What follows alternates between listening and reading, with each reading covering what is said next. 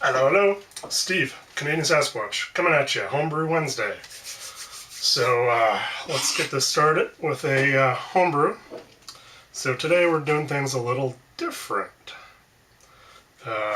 Mike over at what's his East Mountain Homebrew asked about making meads with stuff like grapefruit and stuff, and well, here we go. This is my sparkling grapefruit mead. We'll just try it like this. So it's naturally carbonated.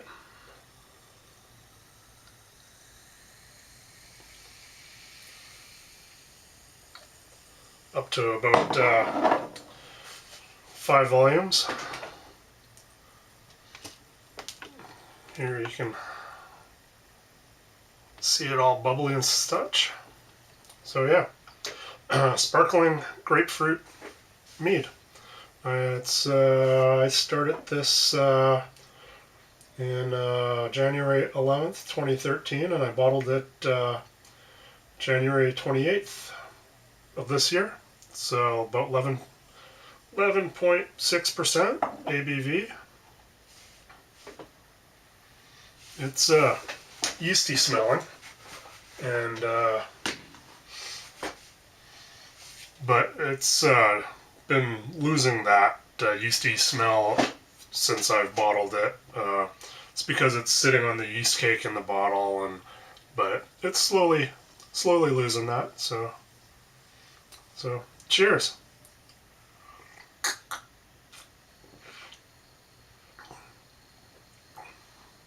Very well carbonated. You do get some of the the honey coming through and the grapefruit, and like I mentioned, the yeasty flavors that were there are definitely fading with as time goes on. So yeah, there you go, sparkling grapefruit mead. It's quite tasty. Cheers again. So speaking of mead, the mead challenge, we still have 9 people signed up, so room for one more person. So if you feel like hopping in on it, feel free to just send me a message down below and or a private message, and I will add you to the list. So I haven't had a chance to get my mine started yet. I have the honey. I have quite a lot of honey.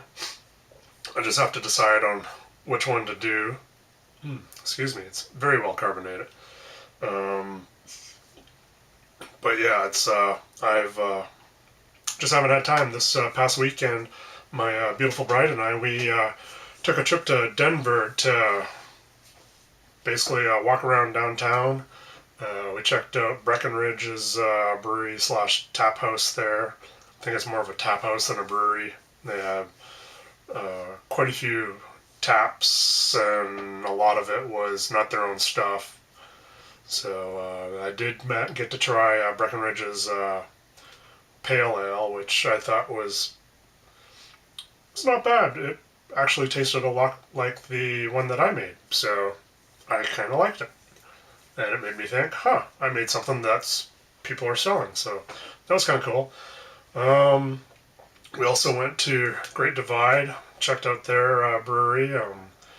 That was on a Sunday. We got there a little too early to do tours, and I was wearing sandals, so I wouldn't have been able to do a tour anyway. I gotta remember to pack shoes when we go on these trips so I can get into these breweries for tours and such, since most of them only allow closed-toe shoes. So we were busy doing that this weekend. Just real quick trip, just to see what's going on in Denver, and then we came back, and what else going on? Kevin from Clement's Homebrews was questioning me about my carboy covers. So I got these carboy covers here. Super sturdy. They got handles. It's got 3 handles, so you got that one, and then you got that one, and then you got one down on the bottom there, so you can pick them up. they're zippered, so they're easy to get on and off. This one's got my white Merlot, so it's really dark. I don't know why it's a white Merlot when it's so dark, but hey, I know nothing about wine, so that's a 5-gallon one. I've got this one here, if it will focus on it. Probably not. This one's a 6.5 gallon. So yeah, that's what it's like empty. It's just heavy duty nylon, stitched together really well.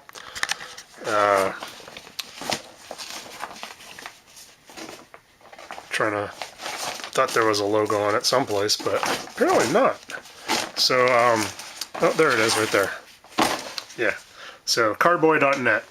I'll put a link down below as well.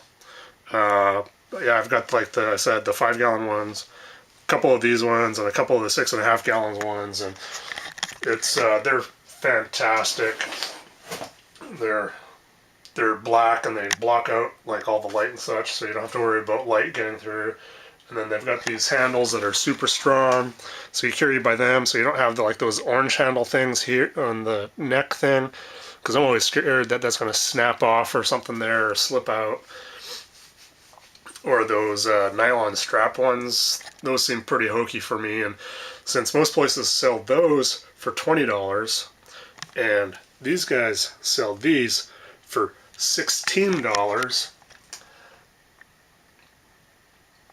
yeah, I don't see why anybody would want to go with those strappy things that are pretty much useless. So yeah, so there's that. And then I've got this guy down here, some Central Market organic apple juice. I'll be having some fun with him. And of course I got this guy here, which is again the white Merlot, but this one, I don't know if you can see right here, there's an oak chip in there, so I'm oaking that one. And then here's my other cider that I got going. While we were in Denver, I had this really nice honey apple cider that it was super light, super crisp, really refreshing. So it's something that I think I'm going to try and replicate with that guy down there. It was like 6.5%, and most of my ciders are always around 10 to 12 because I actually make sizers. And I'm trying to open a door with one hand that's full. So here we go. Because we're going on a tour. Wouldn't be a Homebrew Wednesday if we didn't go on a tour of everything else that's going on, because it's not all in there. So yeah, so in the kitchen, oh, what's this? We have 3 pounds of cocoa nibs and Lavlin's D254 yeast. So that is actually going to be for I'm doing another chocolate bracket similar to what I did for the SJ Pour Challenge. We'll come back to that. But this time I've tweaked the recipe a little bit more, and I'm doing a 10-gallon batch this weekend of it. So, and I'm actually making this as a wedding present for some really good friends of mine. So for their wedding, they'll be serving this, and they have a couple other friends that are going to be brewing something as well. So that'll be fun. I plan on putting it all into Belgian bombers and let them go at it. So yeah, so that's what that one is. And then I was ordering the yeast, because the only place where I can find this yeast is more beer or more wine. So I've got one of their sweet stout kits and their Scottish exports.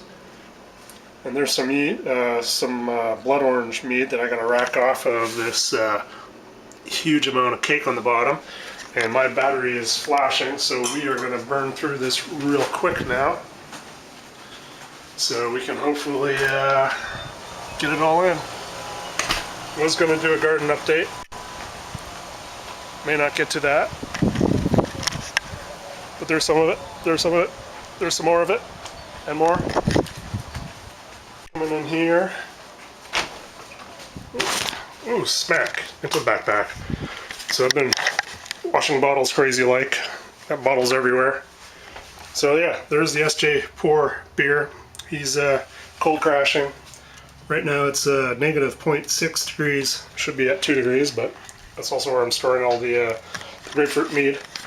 So yeah, so it's cold crashing. I'm going to put some gelatin in it tomorrow night. And yeah, so tomorrow night, so clear it out, and then it's getting bottled on Saturday. So there's that. So, and here's the rest of my bottles that I'm cleaning. My really good friend who I'm making the chocolate braggot for, her fiance works at a high-end steakhouse, and so I asked him to save me some wine bottles, and then one day he got me 50 of them. So yeah, we got the lettuces, tomatoes doing well, tomatillos are doing really good. That tomatillo is doing really, really good. Peppers. Then we got cantaloupes and pumpkins in here. I don't remember which one's which, but they're in there. Of course, the orange tree. More tomatillos, more salads, more peppers. These are the jalapenos. The ones in that garden were the jalapenos. These are the ghost chilies. Everybody's doing good. And so that's that. I don't have my cup. And so happy Homebrew Wednesday to everybody. And sure to have a pint of awesome, because I know I will. And cheers.